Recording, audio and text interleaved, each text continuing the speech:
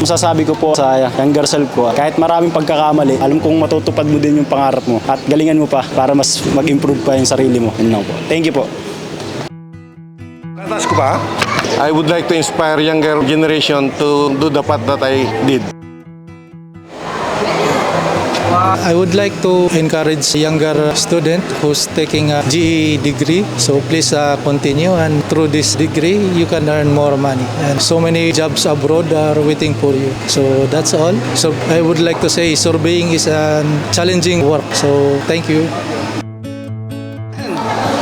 Masabi ko sa younger self ko, I made it kasi dati walang kakayahan, ngayon nagkaroon na, kaya na-push na.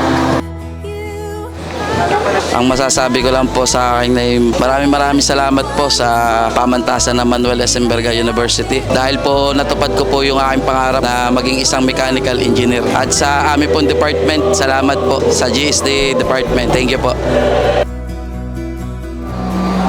Ang message ko lang sa batang ako is, you made it, I'm proud of you. Kahit ang dami mong napagdaanan sa buhay na ito. Mula nung bata ka, alam kong yung pinapangarap mo ngayon is natupad mo na, which is makagraduate. At alam ko lahat ng tao na sa paligid mo is proud na proud sa'yo. Ayun, thank you po.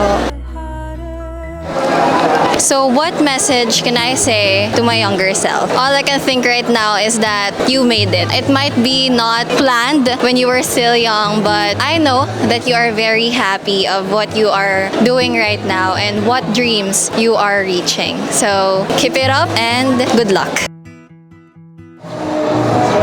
Nagpapasalamat ako sa unang-una sa Panginoon, at kung hindi dahil sa Lord ay wala po ako dito at maging ang lahat. Kaya salamat, at maging sa family ko. Salamat din sa school, sa ETIAP, sa Enverga dahil binigyan kami ng opportunity na makapag-aaral at makapagtapos din ng aming ambisyon sa buhay. Makapasok din sa mga professional na journey. Yun lang po. You should be proud.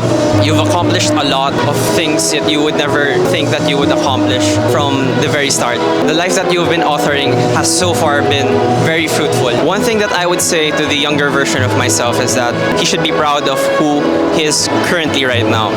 You've experienced a lot of things from those past 4 years that have been very hard and very treacherous, and you've met a lot of valuable people along the way who've become very supportive of where you are currently. You have written a life so far that is very fruitful and something that you can be proud of.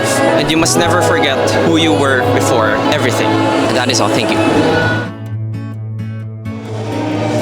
Hello po, I am Princess Nicole C. Oriola, BS Computer Science and graduating as summa cum laude. Actually po, nung bata pa po ako, wala po talaga akong dream career or anything na passionate po ako. I just really want to make my mom proud. But kung makakausap ko siya, I think I would just say na just go, and hard work really pays off. So gawin mo lang kung ano yung lagi mong ginagawa. Magdasal, mag-aral, at syempre tumulong sa iba. So ayun lang po. I think throughout the 4 years